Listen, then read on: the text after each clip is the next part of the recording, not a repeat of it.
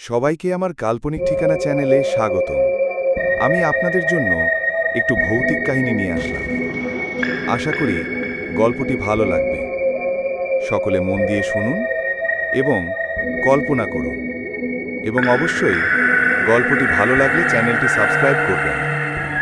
তাহলে আর বেশি দেরি না করে গল্পটি শুরু করি। আমার এই গল্পের নাম ঘড়ির ভয়ঙ্কর ডাক। তুমি কি কখনো এমন এক রাতে ঘুমিয়েছিলে যখন ঘড়ির টিকটিকের আওয়াজ তোমার রক্ত কাঁপিয়ে তুলেছিল? সেই শব্দ যেন সময়ের বাইরে এক অদ্ভুত গভীরতা থেকে আসছে, যেখানে সময় আর বাস্তবতার কোনো অস্তিত্ব নেই। আজ আমি তোমাদের সেই ভয়ের গল্প বলতে যাচ্ছি, যেটা আমার জীবনে কালো অধ্যায় হয়ে থেকে গেছে। আমার নাম রহিম। আমি জন্মেছি নিমগাছতলা গ্রামে, যেখানে সাধারণ মানুষের জীবনটা ছিল শান্ত আর সাদাসিধে। কিন্তু গ্রামের প্রান্তে একটা বাড়ি ছিল। সবাই তাকে ঝিলিমিলি বাড়ি বলতো, যদিও সেই নামের সঙ্গে কোনো ঝলমলে সৌন্দর্য ছিল না।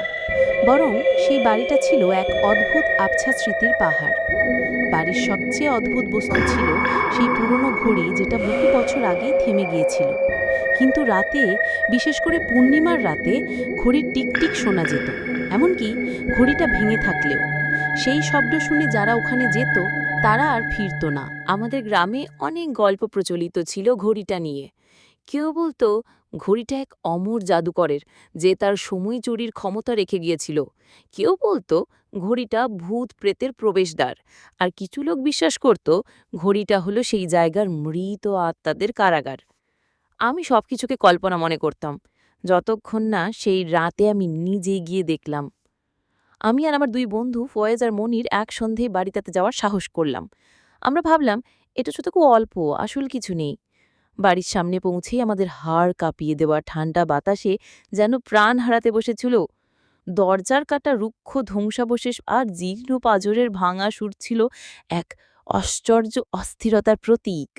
আমরা ভিতরে ঢুকতেই অনুভব করলাম সময় যেন স্থির হয়ে গেছে। মাটির গন্ধ আর পুরনো কাঠের ছাই আমাদের নাকে আঘাত করল। দেয়ালে ঝুলন্ত সেই ঘড়ির পেন্ডুলাম কেমন যেন অদ্ভুত রাজ্যে, যেন জীবন্ত। ঘড়ির কাটার ছায়া যেন আমাদের চোখে ধরা দিচ্ছিল, কিন্তু ওই ছায়া একদমই মানুষের নয়। হঠাৎ ঘড়ির টেকটেক থেমে গেল, আর সেই ঘোর অন্ধকারের মাঝে একটি কণ্ঠস্বর ফিসফিস করে বলল, এসো, সময় এসেছে। আমরা অবাক হয়ে চারদিকে তাকালাম, কিন্তু কেউ ছিল না। আমরা পালানোর চেষ্টা করলাম, কিন্তু দরজাগুলো যেন নিজের ইচ্ছা মতো বন্ধ হয়ে গিয়েছিল। আমি তখন বুঝলাম আমরা এক অন্য জগতের দরজায় পা রেখেছি, যেখানে সময় আর জীবন একে অন্যের গলা ধরেছে। তারপর থেকেই শুরু হলো এক আতঙ্কজনক যাত্রা। আমরা চারপাশে দেখলাম ছায়ারা জীবন্ত হয়ে উঠছে। দেয়াল থেকে অসংখ্য ফাটা চোখ আমাদের দিকে তাকাচ্ছে। ফয়েজ তার চোখ থেকে রক্তপাত করল। মনির হঠাৎ অজ্ঞান হয়ে পড়ল। ঘড়ির টিকটিক আবার শুরু হল, এবার আরও দ্রুত, এবং আওয়াজ বড় হতে থাকল, যেন কোনো প্রাণ আমাদের ডেকে আনছে। আমার মন কেঁপে উঠছিল। আমি নিজেকে বলতে থাকলাম, রহিম, এটা বাস্তব। এখানে বাঁচতে হলে তোমাকে তোমার ভয়কে জয় করতে হবে। ঘড়ির পেছনের ঘরে ঢুকলাম আমরা। সেখানে ছিল এক পুরনো আলমারি, যা থেকে বেরোচ্ছিল এক জাদুকরি আলো। আলমারির ভেতর ছিল এক পুরনো ডায়েরি, যেখানে লেখা ছিল এই বাড়ির অতীত ও ঘড়ির অভিশাপের গল্প। ডায়েরি থেকে জানলাম এই বাড়িটা এক সময় ছিল এক সময়ের মহান জাদুকরের। সে সময় নিয়ন্ত্রণ করত সময় আর মৃত্যুকে, কিন্তু এক ভুল জাদুই শক্তি তাকে বন্দী করেছিল এই ঘড়ির ভেতরে। সেই থেকে ঘড়িটি ছিল তার কারাগার, আর যে কেউ ঘড়ির টিকটিক শুনবে সে সেই অভিশাপের শিকার হবে। আমরা বুঝলাম ঘড়ির অভিশাপ ভাঙতে হলে আমাদের ওই জাদুকরের শেষ ইচ্ছা পূরণ করতে হবে, আর সেটা হলো ঘড়ির ভেতরে লুকানো একটি রহস্যময় মূর্তির খোঁজ পাওয়া, যেটা হারিয়ে গেছে বহু আগে। আমের সময়ের বিরুদ্ধে এক ভয়ঙ্কর যাত্রায় বের হলাম। চারপাশে অদৃশ্য প্রেতাত্মাদের ছায়া, হঠাৎ হঠাৎ বাতাসের চিৎকার, আর ঘড়ির টিকটিক যেন আমাদের পথ দেখাচ্ছিল। যাত্রার শেষে আমরা মূর্তিটা পেলাম, কিন্তু তখনই সেই ঘড়ির আসল প্রেতাত্মার সামনে এসে দাঁড়াল, লাল চোখ আর পোড়া মুখে।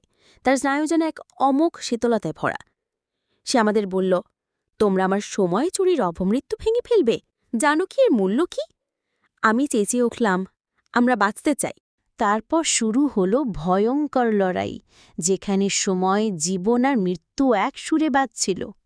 শেষ পর্যন্ত আমরা সেই মূর্তিটাকে ওই ঘড়ির মধ্যে ফেরত রেখে আসলাম, অভিশাপ বন্ধ করলাম। সেই রাত থেকে ঘড়ির টিকটিক আর শোনা যায় না, আর বাড়িটাও গ্রামবাসীর জন্য ভয়াবহ নয়। কিন্তু আমি জানি সেই অভিশাপ এখনও কোথাও অপেক্ষা করছে। আর যদি তুমি কখনো শুনো ওই ঘড়ির টিকটিক, মনে রেখো, সময় তোমার জন্য অপেক্ষা করছে, আর তোমার ভাগ্য আর কপালের খেলা শুরু হয়েছে। আমার গল্পটি এখানেই শেষ হলো। বন্ধুগণ, নতুন গল্প শুনতে চাইলে কমেন্টে জানান। বিদায়।